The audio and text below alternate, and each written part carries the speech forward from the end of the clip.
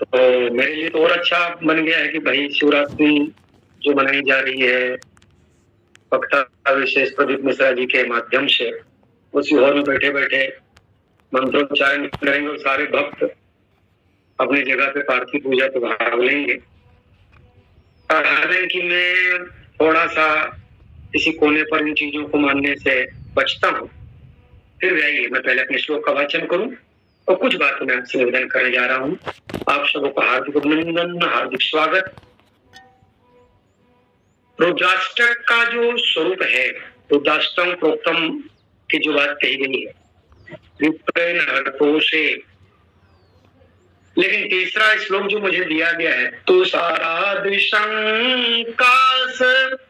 गौरम गंभीरम मनोभूत कोटि प्रभासे शरीरम स्फुरन्मूलिकल्लो लिनि चारु गंगा लसद भाल बालेन्दु कंठे जंगा, लसद भाल बालेन्दु कंठे भुजंगा, लसद भाल बालेन्दु कंठे जंगा।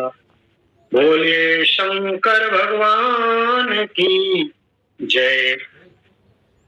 रुद्राष्टक की चर्चा जब आरंभ की गई और नमामि शमिशान से लेकर हम तीसरे श्लोक तक जब पहुंच रहे हैं, और तीसरा श्लोक का जो सामान्य आशय इस पंक्ति का है, तुषारादिशंकास गौरम, पहले मैं सामान्य अर्थात रखूं। तुषाराद्रि अर्थात ये हिमाचल का वह स्वरूप जहां हिम शिखर हो, हिम हो, जहां पूर्णतः बर्फ हो, तुषाराद्रि। और आकाश स्वच्छ हो, जहां मेघ की बातें ना हो, स्वच्छ आकाश, तुषारादिशंकास गौरम गंभीरम, जहां स्वच्छ आकाश हो, उस मेघ में उस समझो तुषार में या बर्फ में शिखर पर जहां स्वच्छ आकाश हो, तुषारादिशंकास स्वच्छ आकाश, और गौरम गंभीरम, भगवान शिव का स्वरूप जो है गौर है और गंभीर है। और उसके बाद दूसरी अर्धाली में कहते हैं तुलसीदास जी महाराज या वो दिव्य देवता, मनोभूत कोटि प्रभाश्री शरीरम। मनोभूत का मतलब है महाराज कामदेव के, करोड़ों कामदेव के मनोभूत कोटि, कोटि माने करोड़ों, प्रभा उनकी आभा, उनका सौंदर्य, उनका तेज। मनोभूत कोटि प्रभा श्री शरीरम, सारा अंग ही मानो करोड़ों कामदेवों की आभा से ज्योति से प्रदीप्तमय हो रहा हो हमारे शिव जी का। और तीसरा जो अर्धाली है, स्फुरन्मूलिकल्लो लिनि चारु गंगा, जहां पर गंगा जी शीश पर आकर के मानो बहती हो, शीश पे समा जाती हो। वैसे स्फुरन्मूली का मतलब है कलकल निनादनी करती हुई यह गंगा समा रही हो। कल्लोलिनी, किलोल कभी चारु गंगा, पवित्र गंगा जिनके शीश पर समा रही हो। और लसद भाल बालेन्दु, सुंदर जो भाल है, जो उनका जो चौड़ा भाल है, ललाट है, उनके बाजू में ही चंद्रमा सुशोभित हो रहा है, और गले में भुजंगों की माला है, सर्पों की माला है। सामान्य प्रस्तुत पंक्ति आइए मैं आप सबको अभिनंदन करते हुए इस प्रश्न की ओर ले चलूं, इस पंक्ति की ओर ले चलूं, और प्रश्न को आरंभ करना चाहता हूं इन भावों के साथ। बहुधा जब भी कोई शिवालय में कोई व्यक्ति शिव जी के पास गया हो, अपनी बात रखने और अपनी चर्चा किया हो, अपनी बातें रखा हो, यदि नारद जी महाराज जा रहे हैं तो नारद जी महाराज कहते मामो लोक है, महाराज मेरी ओर की मेरी दशा देख करके मुझ पर कृपा करें।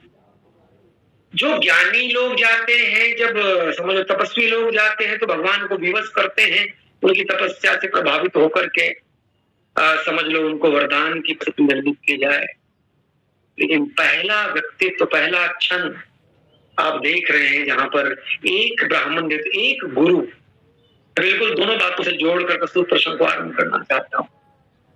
वैसे भगवान शंकर जी ने गुरु का अपमान नहीं सहा, भगवान शंकर जी ने गुरु का अपमान सहा नहीं, और इस शूद्र को या इस व्यक्तित्व को श्राप 2000 देनी पड़ी, क्योंकि तूने श्रुति का मार्ग विच्छृंखल क्रिया है, इस मार्ग को तोड़ा, इसलिए जाओ तुमको श्राप दिया।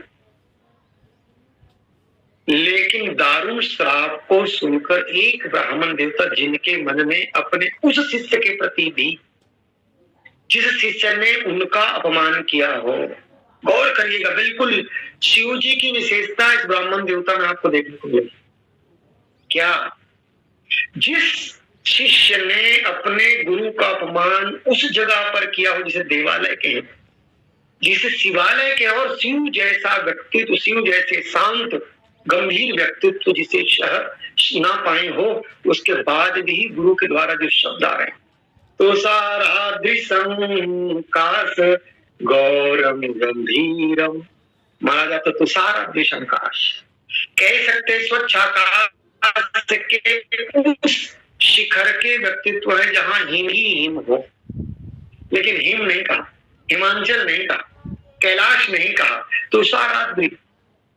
तुषार का अर्थ क्या ले? अब आप अनुमान लगाइए, जब तुलसीदास जी महाराज बालकांड में मां कौशल्या की वंदना करते तो वहां पर एक शब्द तुषार वाला है, बंधों को सिल्या दिशि प्राची, कीरति जासु सकल जग माची, प्रगट प्रभु पद शशि चारु, लेकिन विश्व सुखद, और अगला शब्द खल कमल तुषारु, तुषारा दिशंकाश।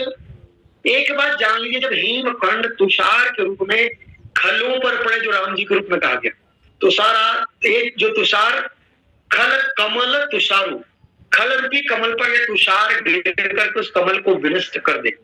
हालांकि मैं उस व्याख्या की ओर लंबी नहीं जाऊंगा, लेकिन शिव जी को आज ब्राह्मण देवता कहना चाहते हो, महाराज आप किस शिखर से बने हैं, किस जगह के हैं?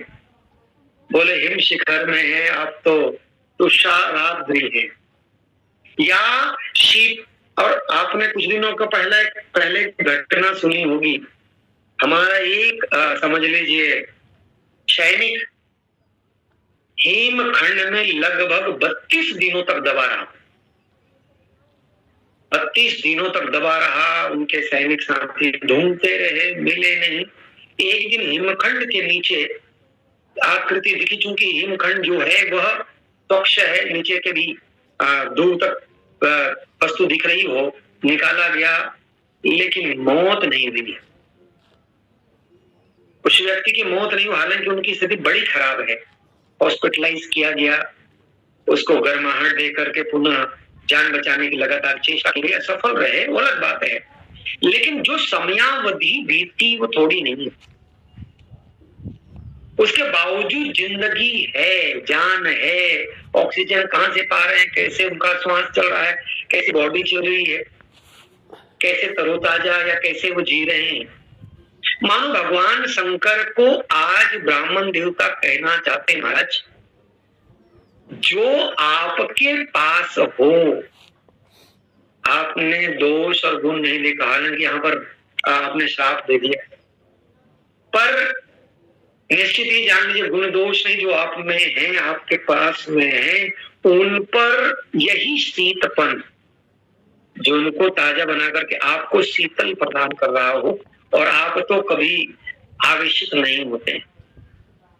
और दूसरा शब्द है तुषार आदि शंका से गौरम गंभीरम, आप आवेशित क्यों नहीं होते हैं? एक तो हिमखंड या शीतल है, यह भी एक स्वरूप है। जब आप कैलाश में रहते हैं जहाँ हिम शिखर हो तो आप वैसे ही शांत रहते हैं, क्रोधित होने की भावना ही नहीं।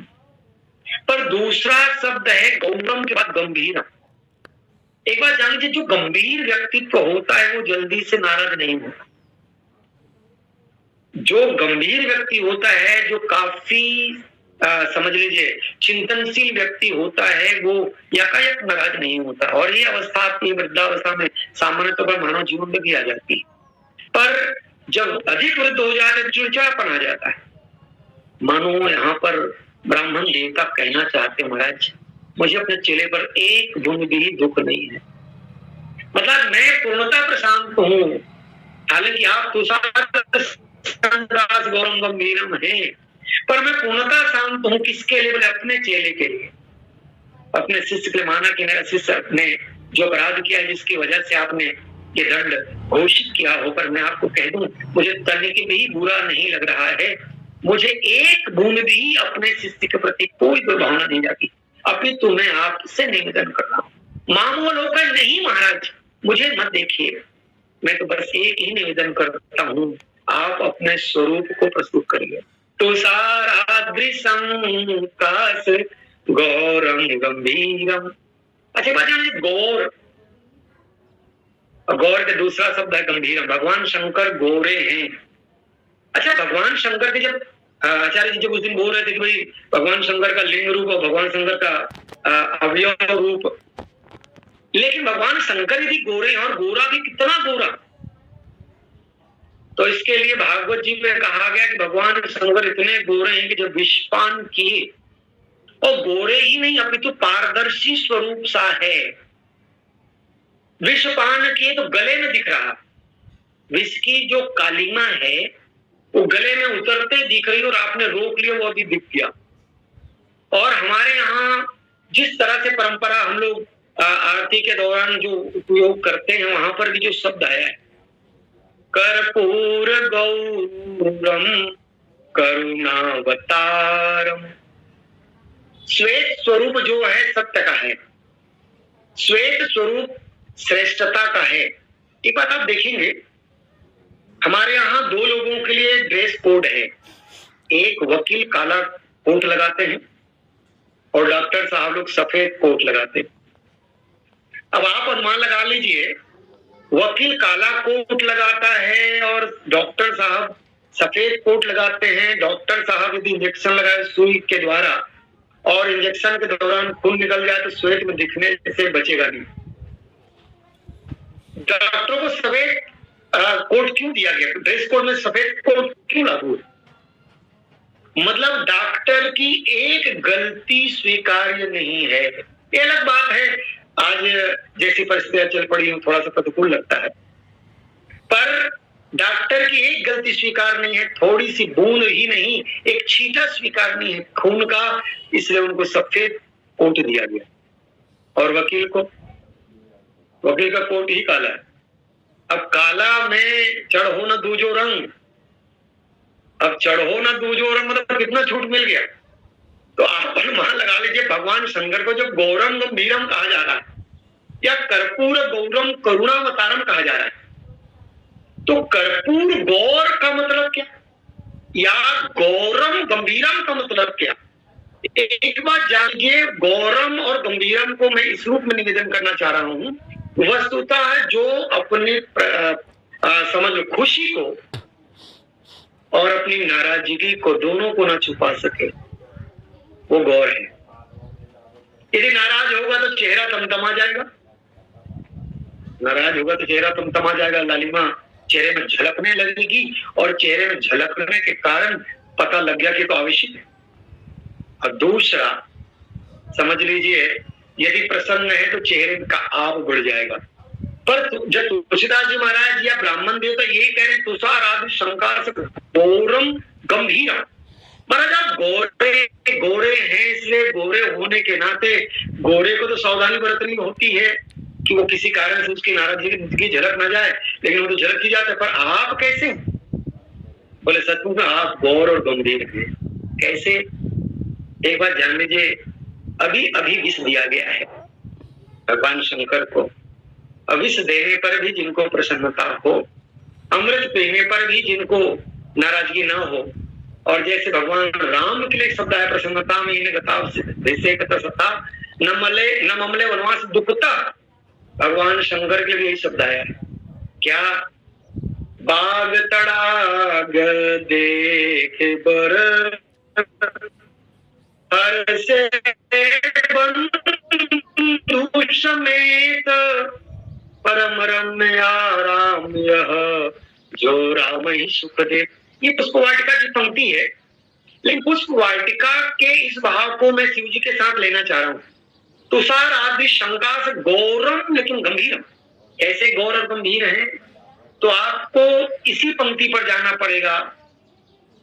बोले भगवान शंकर भी यही हैं जो भगवान राम के लिए कहा गया।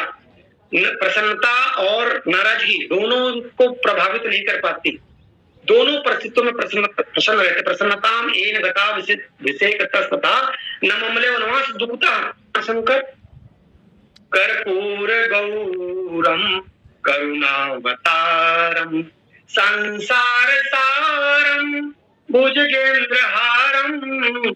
और अगला शब्द सदा वसंतम। सदा वसंतम का मतलब ही है जहां पर विष भी दिया जा रहा तो वसंत, और अमृत भी मिल रहा तो वसंत। वसंत के सिवा कुछ हो ही ना। अब आप मान लगा लीजिए इनका गौर वर्ण और गंभीर होना अपने आप स्थापित हो जाता है। क्यों? क्योंकि इनको ना प्रसन्नता का किसी की कोई बहुत ज्यादा प्रसन्न, हालांकि कहते आशुतोष तुम उधर धानी, वो अलग बात है, लेकिन शिव तो शिव है, शिव तो शिव है। क्यों? आज जब ब्राह्मण देवता भगवान को प्रसन्न करने के लिए कहते तुषार गौरम गंभीरम, महाराज आप गंभीर है, गौर है। और मनोभूत कोटि प्रभाश्री शरीरम, आपका गौर वर्ण है, आप गंभीर हैं। और गौर वर्ण और गंभीर होने के नाते महाराज बस एक ही बात, एक सामान्य ब्राह्मण को अपने चेले पर यदि मान लो उसके अपमान किए जाने पर भी उसके लिए मन में रोष प्रकट ना हो रहा, मैं तो सामान्य ब्राह्मण महाराज, आप तो सारा दृश्य समझ लो हिमशिखर हैं, गौर हैं, गंभीर हैं, महाराज आप नाराज हो क्या तो उचित नहीं है। उसके बाद भगवान शंकर को प्रसन्न करने के लिए रुद्राष्टक पढ़ा जा रहा है।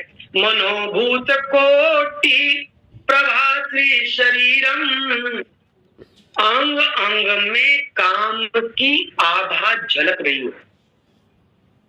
काम की आभा, देखिए सुंदर राम है तो काम भी कम सुंदर नहीं।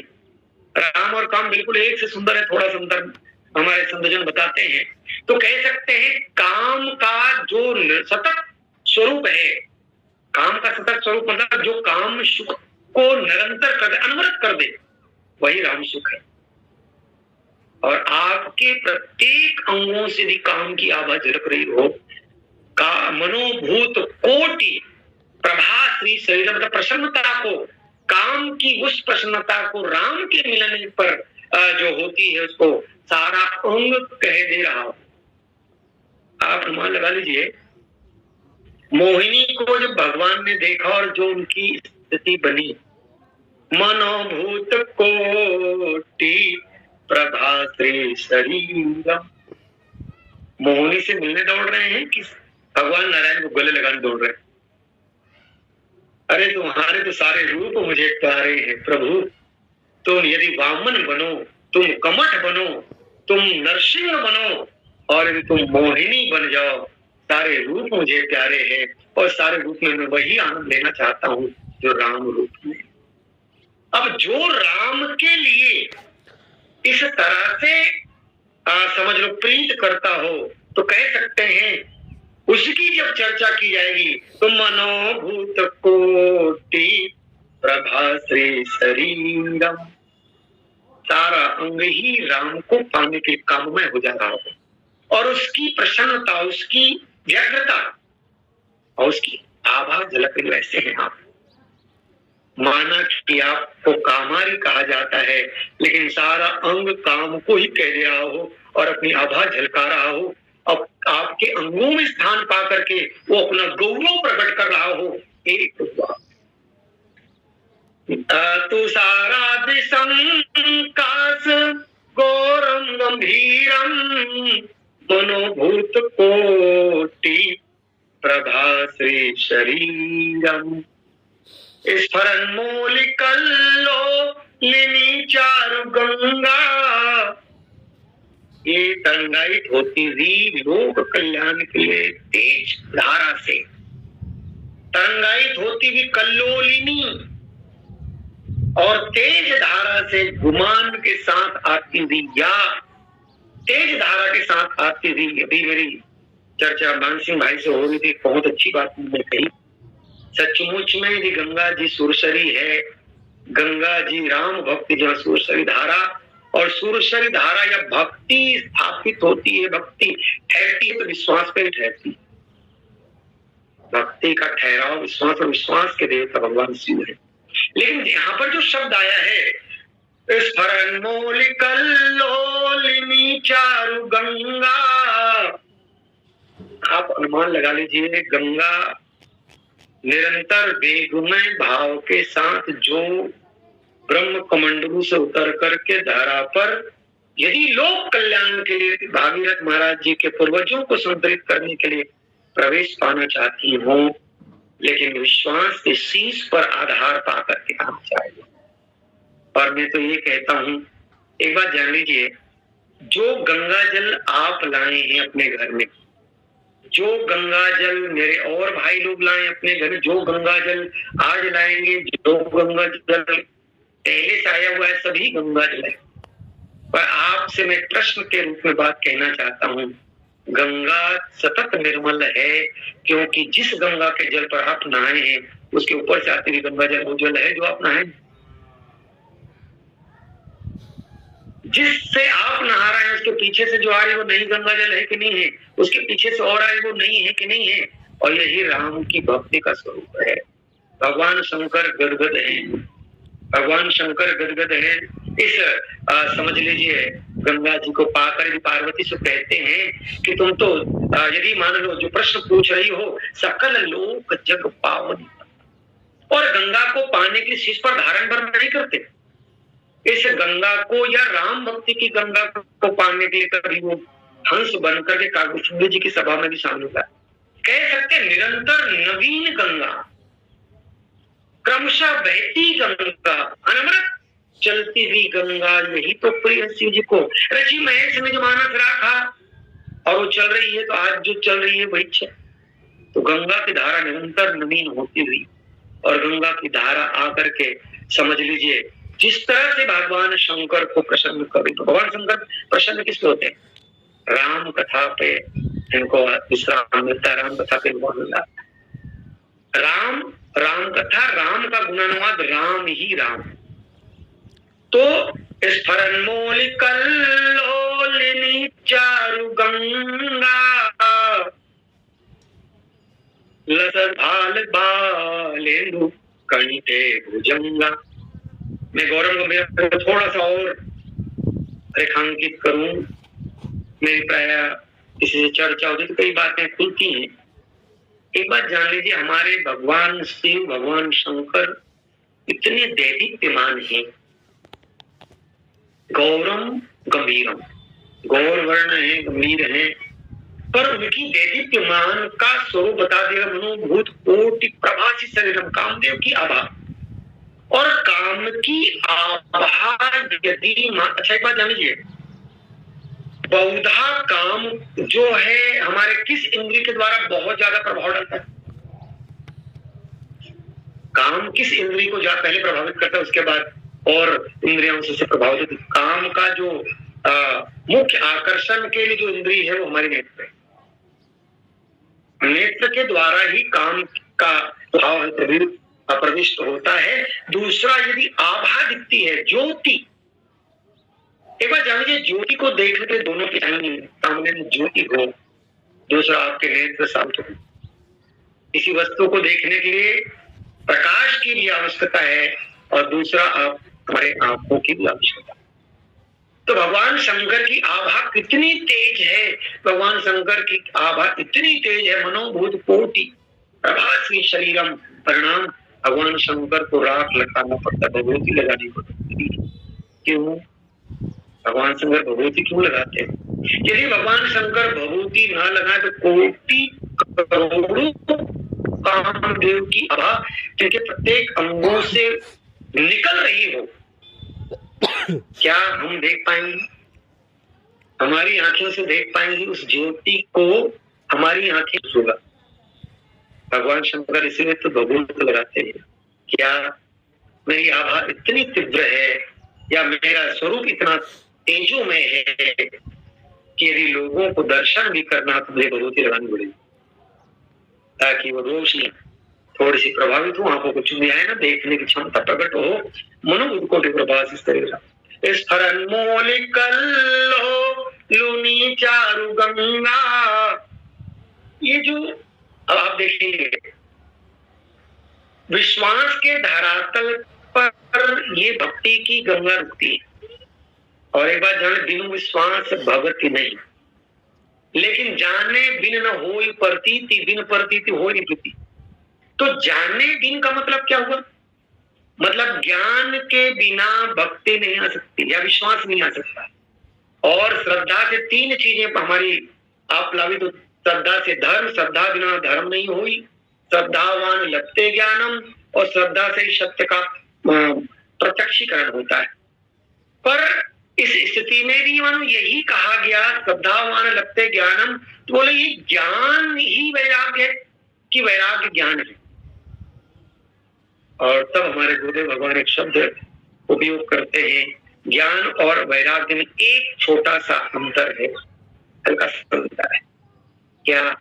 एक बात जानिए, जब आप स्वर्णकार के पास कोई आभूषण लेने जाते हैं तो पहली बार ही आप अपने आभूषण का परीक्षण करा सकते हो कितने कैरेट का है, और उसको धारण करने के बाद बार बार आभूषण के परीक्षण की आवश्यकता नहीं पड़ती।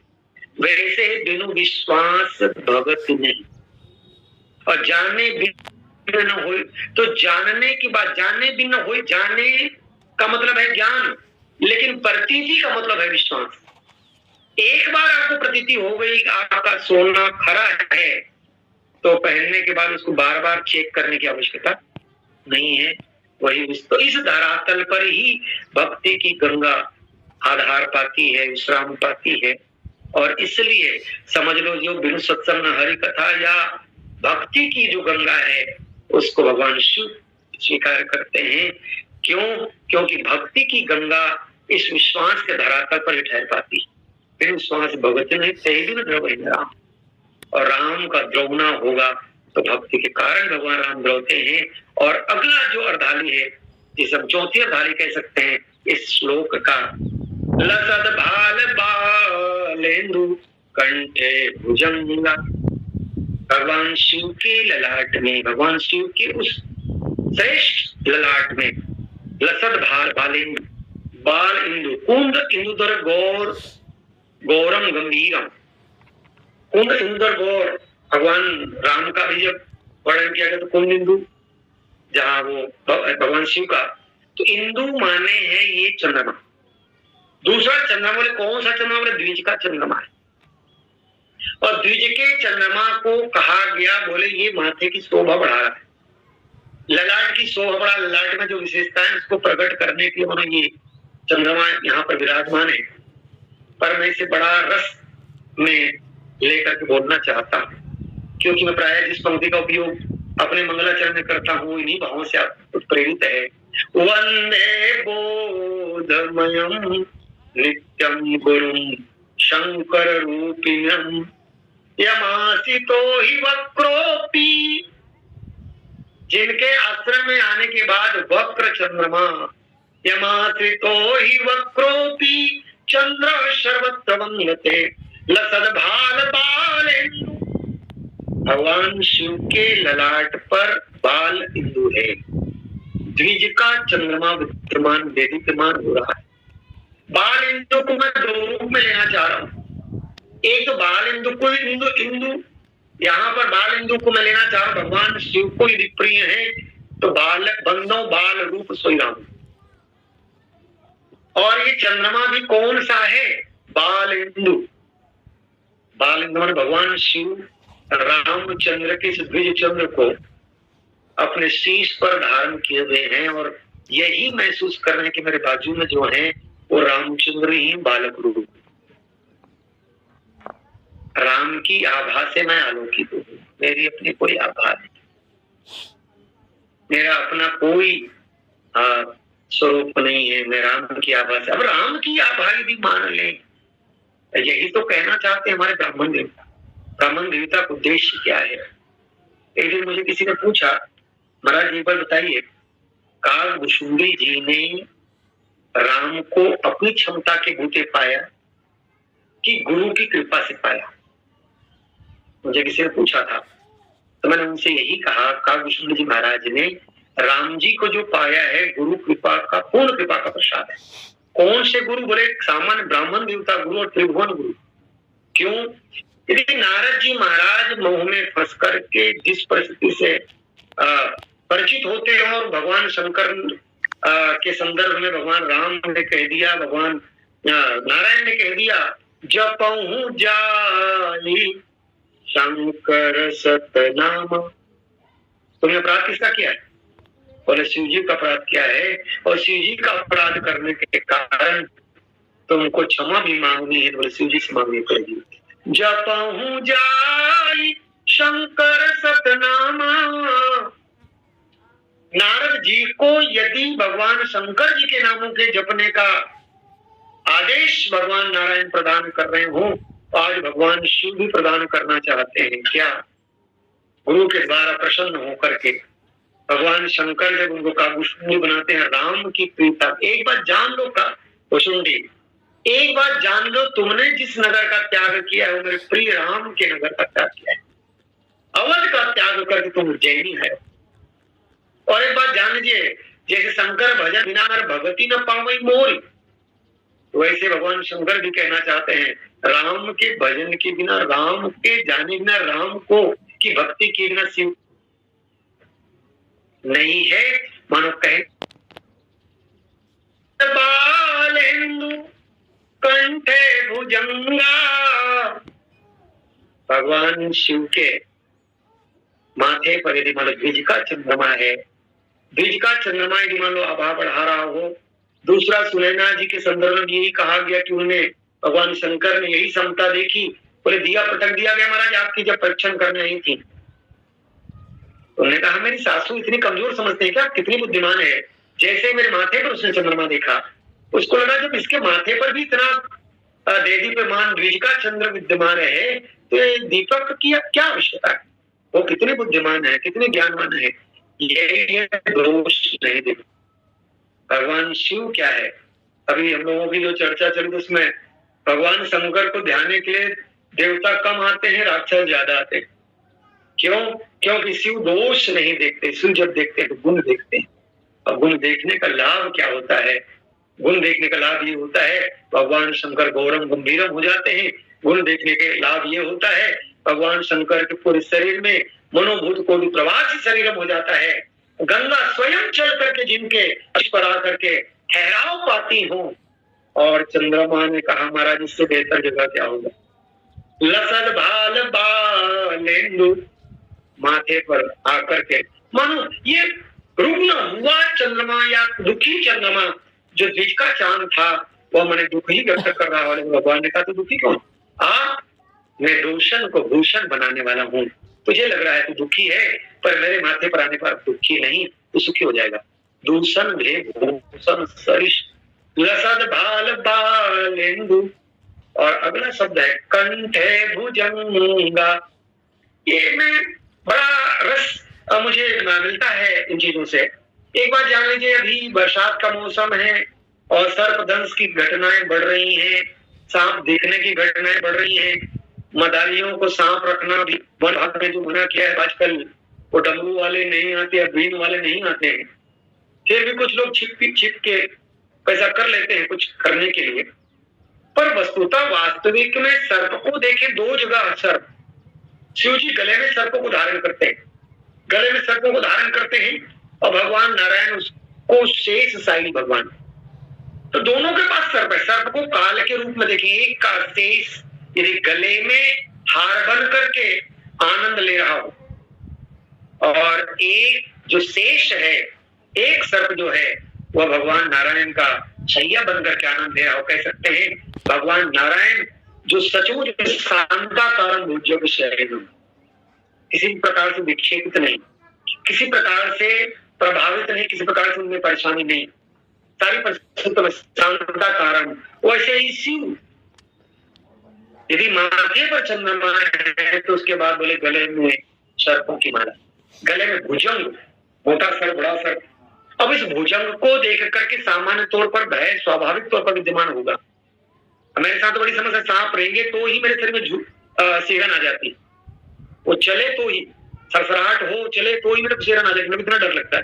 हालांकि सांप के बारे में कहा गया, हमारा विज्ञान कहता है बहुत कम सर्प, 10% सर्प जहरीले हैं, 90% सर्प जहर ही नहीं, पर 10% के कारण 90% मारे जाते हैं।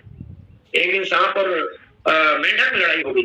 मेंढक को सांप ने कहा, अरे तू टरटो बहुत कर रहा है, जा चल। उन्होंने कहा, ऐसा क्यों कह रहे हो, एक बात जान लीजिए, लोग मुझे कितना डरते हैं, समझ मुझसे बचते हैं। उन्होंने कहा, एक बात जान लो, ये सांप, तेरे को लगता है कि लोग तुझसे डरते हैं इसलिए बचते हैं ना, मूलतः डरते ही इससे बचते हैं। और उन्होंने कहा, चलो परीक्षण हो जाए।